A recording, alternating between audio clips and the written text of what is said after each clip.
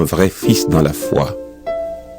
Que Dieu le Père et le Christ Jésus, notre Seigneur, te bénissent, qu'ils te montrent leur amour et te donnent la paix.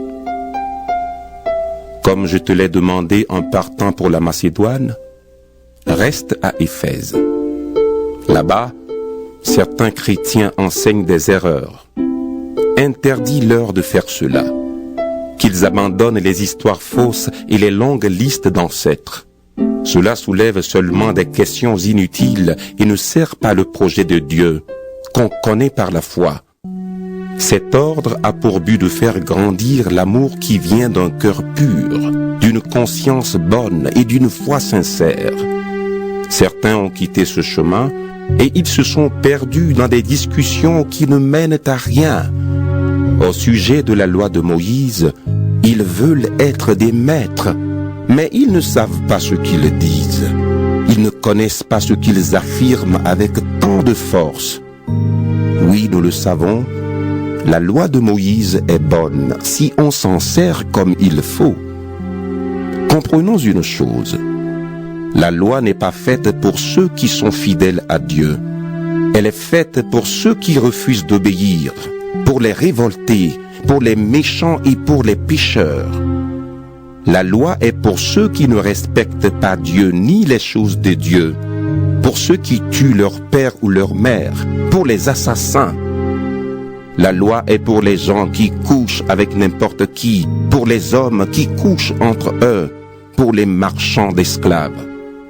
La loi est aussi pour les menteurs et ceux qui font des serments faux. Elle est pour tous ceux qui agissent d'une façon ou d'une autre contre l'enseignement juste. Cet enseignement se trouve dans la bonne nouvelle qui nous fait connaître la gloire de Dieu. Oui, Dieu qui veut notre bonheur m'a confié cette bonne nouvelle. Je remercie le Christ Jésus notre Seigneur. Il m'a jugé digne de confiance en me prenant à son service et il m'a donné la force nécessaire. Pourtant, avant je l'avais insulté, je l'avais fait souffrir, j'avais été violent. Mais Dieu a eu pitié de moi. J'agissais ainsi sans savoir ce que je faisais. En effet, je ne croyais pas au Christ. Mais la bonté de notre Seigneur pour moi a été immense. J'ai reçu la foi et aussi l'amour qui vient du Christ Jésus. Voici une parole sûre qui mérite d'être reçue par tous. Le Christ Jésus est venu dans le monde pour sauver les pécheurs. Et moi, je suis le premier des pécheurs. Mais Dieu a eu pitié de moi. Alors le Christ Jésus a pu montrer toute sa patience pour moi, le premier des pécheurs. C'est un exemple pour ceux qui croiront en lui et qui recevront la vie avec Dieu pour toujours. Honneur et gloire pour toujours au roi qui vit sans fin, qui ne meurt pas, qu'on ne voit pas. Dieu unique. Amen. Timothée, mon fils, voilà l'enseignement que je te confie. Il est en accord avec les paroles que des prophètes ont dites sur toi autrefois. Ces paroles te donneront du courage et tu pourras mener le beau combat avec foi et avec une conscience bonne. Quelques-uns ont refusé d'écouter leur conscience et ainsi ils ont perdu la foi. Parmi eux, il y a Hyménée et Alexandre. Je les ai livrés à Satan. Ainsi, ils apprendront à ne plus insulter Dieu. Chapitre 2. Avant tout, je recommande ceci. Il faut faire des demandes à Dieu, le prier, le supplier et le remercier pour tous les êtres humains. Il faut prier pour ceux qui nous gouvernent et pour toutes les autorités.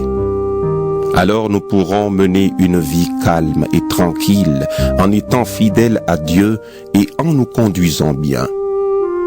Voilà ce qui est beau et ce qui plaît à Dieu notre Sauveur. Il veut que tous soient sauvés et arrivent à connaître la vérité. En effet, il y a un seul Dieu. Il y a aussi un seul intermédiaire entre Dieu et les êtres humains. C'est un être humain, le Christ Jésus, qui a donné sa vie pour libérer tous les humains. Voilà le témoignage que le Christ a donné au moment fixé. Et c'est à cause de ce témoignage que Dieu a fait de moi un messager et un apôtre. Il m'a chargé d'enseigner aux non-juifs ce qu'il faut croire et ce qui est vrai. Je dis la vérité. Je ne mens pas. Je veux donc que les hommes prient partout en levant les mains vers le ciel. Ils doivent le faire avec un cœur pur, en abandonnant toute colère et toute dispute. Je veux aussi que les femmes s'habillent correctement. Elles doivent avoir une tenue digne et simple, sans coiffure compliquée. Elles ne doivent pas porter de bijoux en or, ni de perles ou d'habits trop chers. Mais elles doivent montrer leur beauté par leurs bonnes actions. Cela convient à des femmes qui affirment leur amour pour Dieu.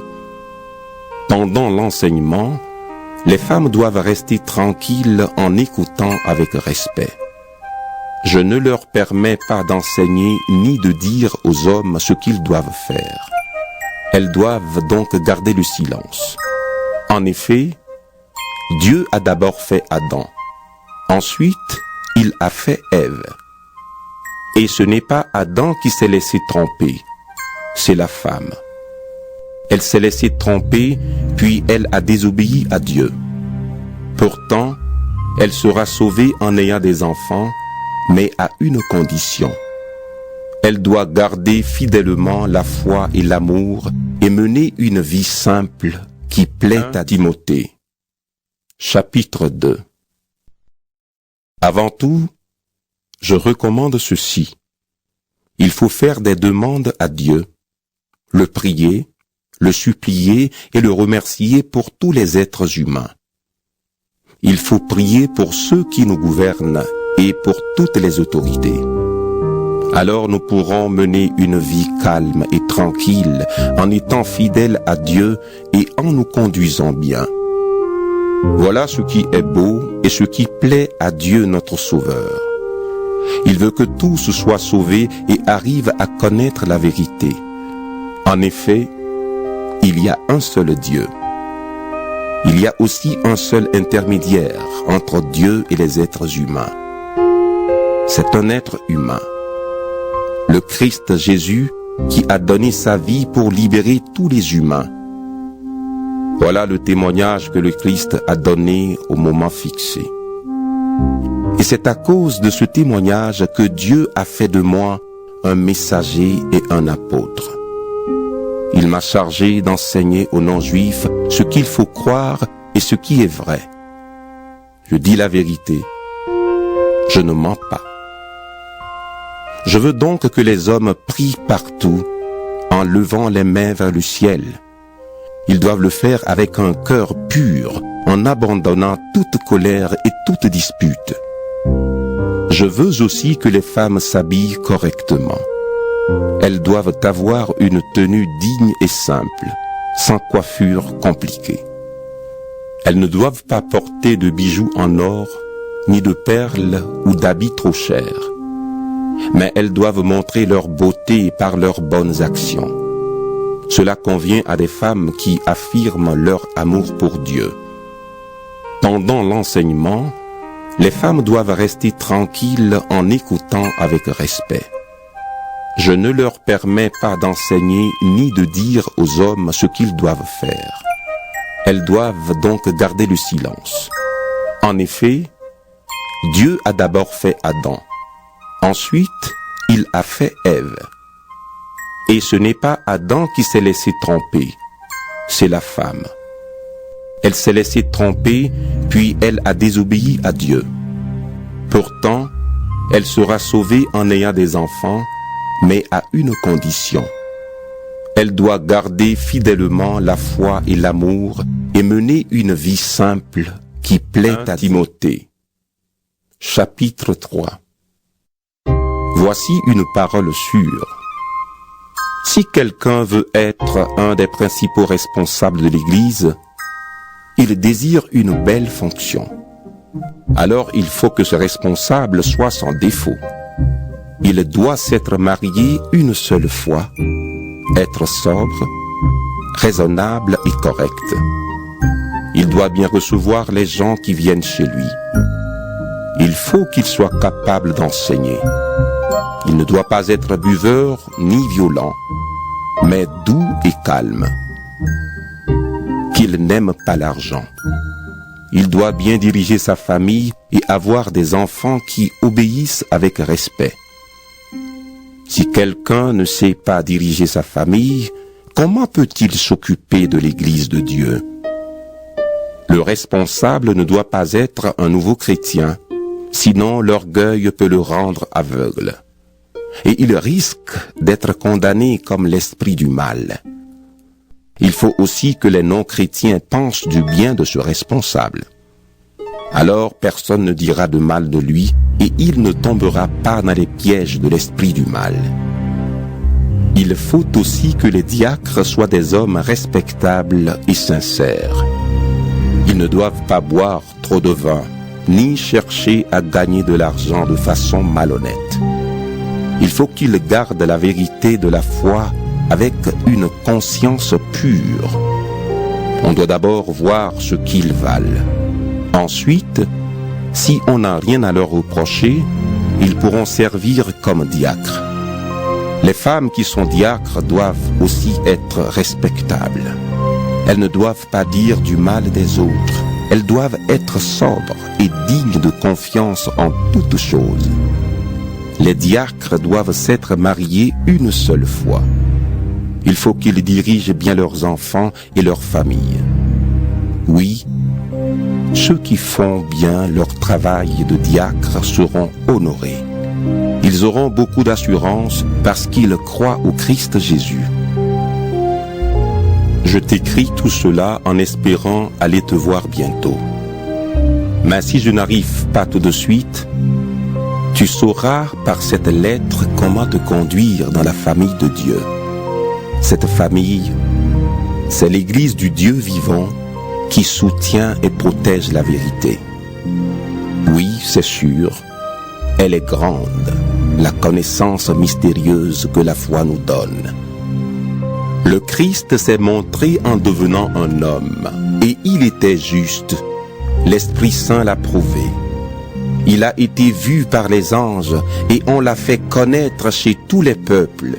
Sur la terre, on a cru en lui, et dans le ciel, il a reçu la gloire de Timothée. Chapitre 3. Voici une parole sûre. Si quelqu'un veut être un des principaux responsables de l'Église, il désire une belle fonction. Alors il faut que ce responsable soit sans défaut.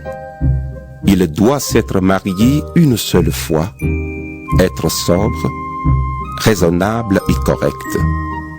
Il doit bien recevoir les gens qui viennent chez lui. Il faut qu'il soit capable d'enseigner. Il ne doit pas être buveur ni violent, mais doux et calme. Qu'il n'aime pas l'argent. Il doit bien diriger sa famille et avoir des enfants qui obéissent avec respect. Si quelqu'un ne sait pas diriger sa famille, comment peut-il s'occuper de l'Église de Dieu? Le responsable ne doit pas être un nouveau chrétien, sinon l'orgueil peut le rendre aveugle. Et il risque d'être condamné comme l'esprit du mal. Il faut aussi que les non-chrétiens pensent du bien de ce responsable. Alors personne ne dira de mal de lui et il ne tombera pas dans les pièges de l'esprit du mal. Il faut aussi que les diacres soient des hommes respectables et sincères. Ils ne doivent pas boire trop de vin, ni chercher à gagner de l'argent de façon malhonnête. Il faut qu'ils gardent la vérité de la foi avec une conscience pure. On doit d'abord voir ce qu'ils valent. Ensuite, si on n'a rien à leur reprocher, ils pourront servir comme diacres. Les femmes qui sont diacres doivent aussi être respectables. Elles ne doivent pas dire du mal des autres.